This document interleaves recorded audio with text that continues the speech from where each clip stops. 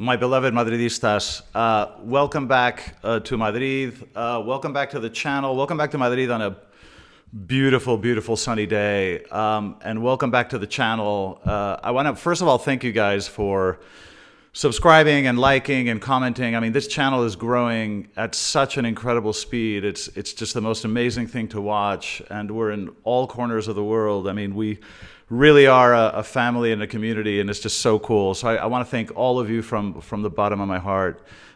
Listen, so welcome back. We're going to talk about, this is the second part of my preview ahead of the City match tomorrow night.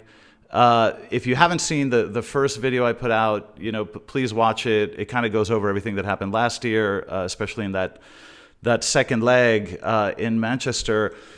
Today, we're going to talk about kind of my thoughts on the match tomorrow and why I think this time we're going to win. And I'm going to give you guys 10 reasons why I think, 10 factors that I think will be very, very helpful this time around, and why I think this will be different.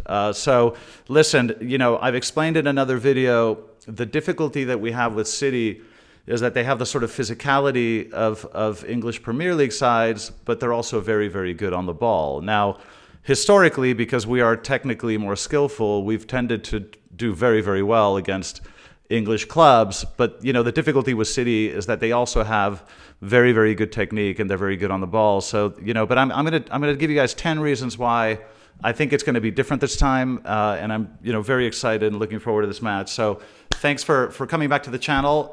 Let's get started.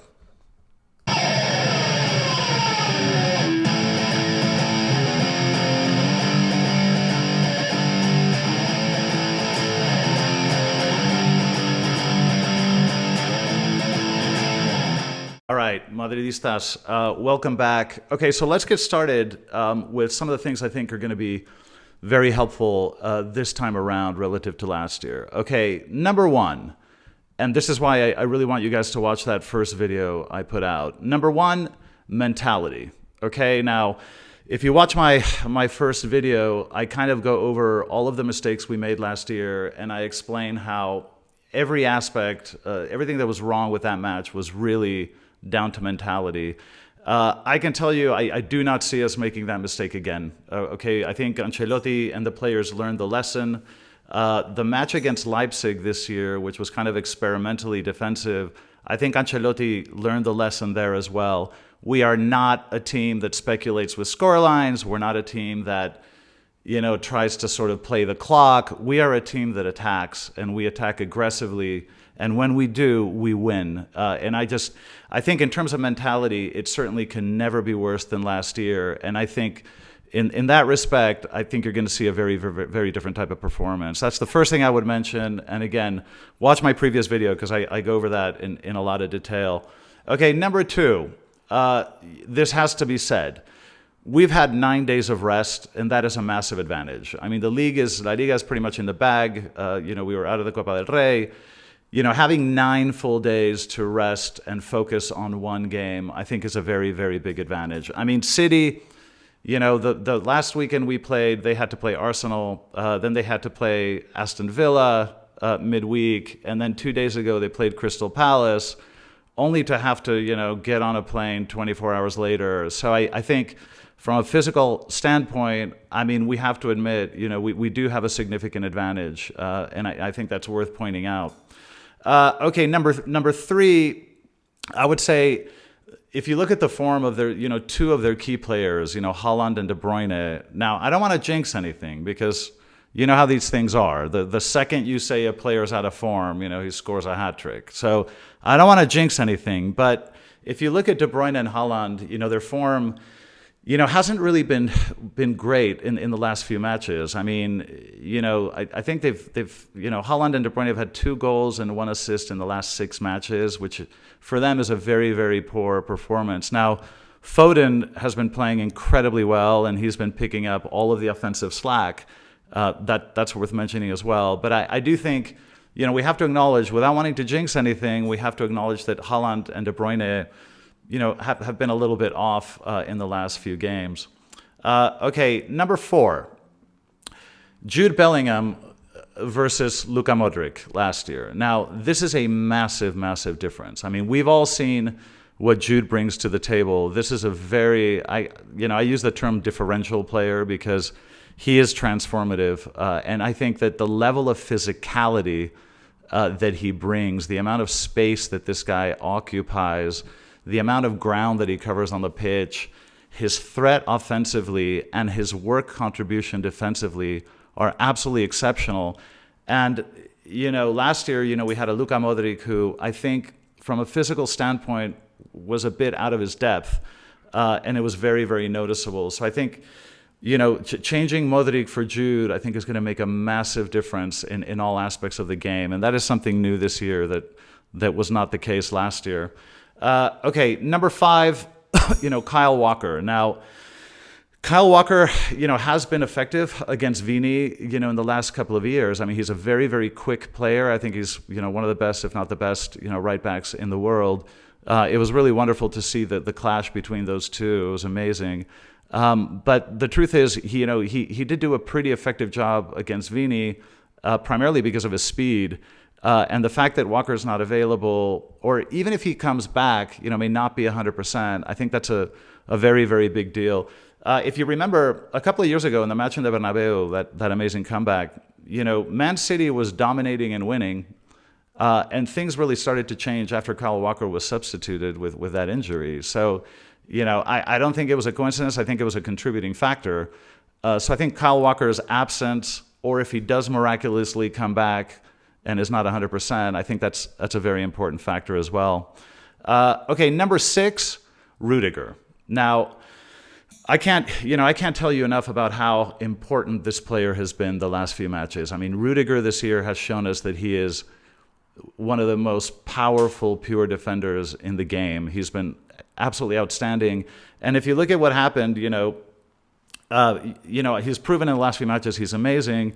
But last year, the match where he started was the 1-1 in the Bernabeu, and his presence was, very noticeable. And then, of course, in the away leg where we got destroyed 4-0, Rudiger didn't start that match. Again, doesn't explain the whole thing, but I think is very much a contributing factor. So I think Rudiger will start, and I think that will make a very, very big difference.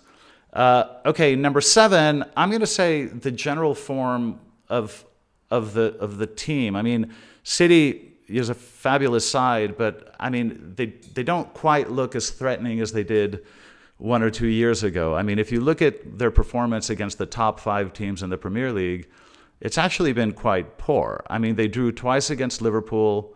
I think they only have 1 victory against the top 5 in the Premier League. They drew twice against Liverpool, drew against Spurs. They had a draw and a loss to Arsenal, and then 1 loss to Aston Villa as well. Now, that's definitely a lot worse than what you saw the previous years. So I think in terms of general form, it could be that teams are starting to catch on to their style of play and kind of learning how to play them. So I think it's a material fact, and I think Ancelotti will be studying those matches very, very carefully and trying to see where those weaknesses are. But I'd say in general, City's form is not exactly what it was the prior 2 years. Okay, number 8, I'm going to say that there's a slight psychological advantage for Real Madrid this time because, don't forget, City is embroiled in a really tough battle for the Premier League, a very physical battle, and that's something that I think physically but also psychologically must be weighing on him. I mean, it's very different to be competing in 3 competitions than to really only have to focus on one. So I do think it makes a difference. I think psychologically as well, Manchester City finally won the Champions League, and this was the one thing that they had been chasing for so many years. And I do think that, once you accomplish that goal, I do think it takes a bit of the sting out of you going forward. Now, this is something that Real Madrid is exceptional because it's you can win one, but it's incredibly difficult to have the mental intensity and the competitive spirit to win more, back-to-back or 3 in a row, things like that. So I think that at some level, City psychologically, maybe the hunger level might be a little bit lower. I mean, I'm speculating, but it does make a difference. And, along these lines, another thing I'll say is that we have a very young squad. And this is a young squad that has a lot to prove. And I think that they were very embarrassed about what happened last year. I think they have a point to prove. And I think that this is a young team that is extremely hungry. So I think just from a hunger level, I really do think that we have an edge. Okay, number 9. In terms of formation, I think this is important. So last year, we were playing this 4-3-3 against City, but it was a little bit predictable because we were very reliant on Vini on the left. And I think it made our attack very, very predictable. I think our attack is a lot less predictable this year. For example, Rodrigo and Brahim have become much more of a threat on the right. I think they've really grown into their game. They're just better players. And we're creating a lot more danger on the right than we did the previous 2 years. And don't forget, and this is very important, Jude, coming up the middle, is lethal. Okay, he's proven that he's an incredible finisher. And that little gap that you leave when you're not playing with a number 9, that little lane that you leave for Jude to come up the middle, that makes our attack much, much less predictable. So I think, I do think we are more of a threat than we were the last couple of years from an offensive standpoint. Number 10, the last thing I'll mention is that City's high press was a real problem for us the last couple of years, and you could see it. And we struggled to get the ball out of the back. I think it'll be a little bit different this year for the following reasons. First of all, Rudiger, and I've discussed what a physical presence he is, and that physicality makes a huge difference in the back. Number 2, the Jude versus Luka Modric thing. I mean, Jude is a player that can soak up pressure a lot more. He's a lot more physical. He's very composed. And I think the fact that Jude will be in that position, rather than Luka Modric, I think makes a difference in terms of being able to get the ball out. And then another thing that I don't know if you guys have noticed, but Vini this year, he's helping a lot more in terms of bringing the ball out. So Vini has been coming back a lot more. He's been providing a lot more support and assistance coming back from the forward position to help get the ball out. So I think that the struggles that we had with that high press, I think, will be a lot less so this year. So listen, those are 10 factors that I wanted to mention that I think, definitely are in our favor. Now, in terms of formation, this is what I think we will look like. Now, there are a lot of combinations, and I could be wrong. We could see Nacho with Rudiger instead of Tchouaméni, and that would, of course, change the midfield. So there are some permutations. I'm not 100% sure about this. This is a lineup that I think I would like to see because I think we do need physicality in the back. And, Nacho's a quick, hardworking center back, but he doesn't have the physical presence of a Tchouaméni, and I think we're going to need a lot of muscle for this tie. And this is a lineup that I would bet on, that I would hope for, but again, I'm not 100% sure. One last thing to mention: yellow cards. We need to be very careful. So Vini, Jude, Camavinga, and Tchouaméni. We need to make sure that none of these players get a yellow card, or they will not be available for the return leg. So that's just something else for you guys to keep in mind. And then finally, the last thing I'll say is, listen, we are Real Madrid, okay? We are the kings of Europe. We need to play like who we are. We are scared of no one. This is our tournament. Everybody in the world is scared to play us, not the other way around. And we need to prove once again that even when we have a bad year, we come back because we are always competitive, and this is our tournament. So I hope we will come out with a giant heart, with the courage, with aggression, playing attacking football, and playing the fearless, uninhibited football that made us the kings of Europe. So we are Real Madrid. We're going to get through this, and I can't wait to see it. So anyway, listen, I wanted to share those thoughts with you. I hope you enjoyed them. Again, thank you for joining this incredibly growing family of Madridistas around the world. So thank you for all of that, and I will give you guys a live stream tomorrow. I'll do a live stream of the bus of the players coming to Bernabeu, which is just amazing. I'll do a live stream from my channel to share that with you guys. But again, thank you for everything, and as always and more than ever, a la Madrid.